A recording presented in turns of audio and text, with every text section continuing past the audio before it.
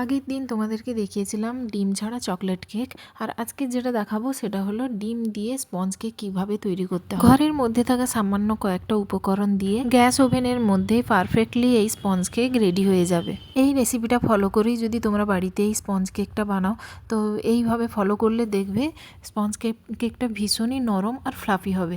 তো চলো তোমাদেরকে দেখাই কিভাবে এই কেকটা আমি বানিয়েছি। একটা মিক্সার গ্রাইন্ডারের মধ্যে রুম টেম্পারেচারে রাখা একটা গোটা ডিম, 1 কাপ চিনি, 1/2 কাপ রিফাইন তেল, আর 1 কাপ ঠান্ডা দুধ। আর আমার কাছে কোনো ভ্যানিলা এসেন্স নেই, সেই জন্য আমি গন্ধরাজ লেবু ইউজ করছি। এটাকে থেমে থেমে ব্লেন্ড করব।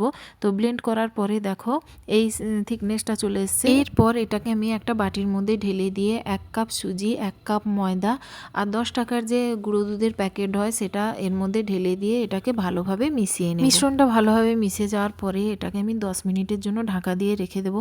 ততক্ষণে আর বাকি কাজগুলো করে নেব 10 মিনিটের মধ্যে। যে পাত্রের মধ্যে আমি কেকটা বানাবো, তোমাদের আগেই বলেছি আমার কাছে কোনো কেকের কোনো মোল্ড নেই, তোমরা চাইলে কেক মোল্ডেও বানাতে পারো। তো এই অ্যালুমিনিয়াম বাটিতে আমি অল্প তেল ঘষে পুরোটা ভালোভাবে তেল মাখিয়ে ওর মধ্যে ময়দা ছড়িয়ে রেখে দিয়েছি। 10 মিনিট পর ঢাকনাটা খুলে ওর মধ্যে 1 চামচ বেকিং পাউডার আর 1/2 চামচ বেকিং সোডা দিয়ে ভালোভাবে মাখিয়ে নেব। এরপরে দেখো গন্ধরাজ লেবুকে ভালোভাবে ধুয়ে শুকিয়ে নিয়ে এর যে ছালটা এইটা গ্রেটারের সাহায্যে গ্রেট করে নেব।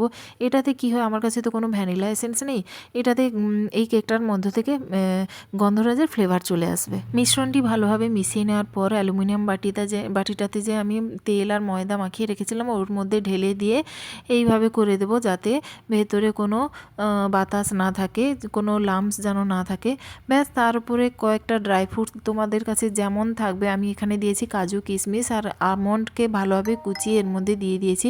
তোমরা চাইলে কিছু খেজুর আর টুটি ফুটিও দিতে পারো। এরপর আমি আগে থেকে একটা কড়ার মধ্যে লবণ দিয়ে ওর মধ্যে স্ট্যান্ড বসিয়ে আমি বাটিটা বসিয়ে দিয়েছি আর ঢাকনাটা দিয়ে দিয়েছি। আর ঢাকনার মধ্যে একটা ছিদ্র আছে, ওটাকে আমি লবঙ্গ দিয়ে আমি ওটা বন্ধ করে দিয়েছি।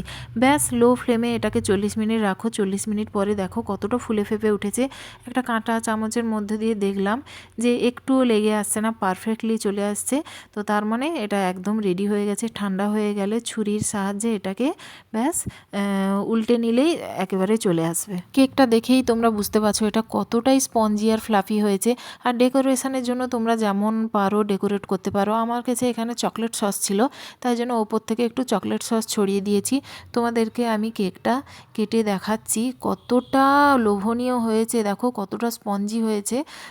আর তোমরা বাড়িতে একবার ট্রাই করে দেখো। জাস্ট 15 মিনিটের প্রসেস করে 40 মিনিট কড়ার মধ্যে গ্যাসের চুলায় বসিয়ে দিলেই স্পঞ্জ কেক রেডি হয়ে যাবে।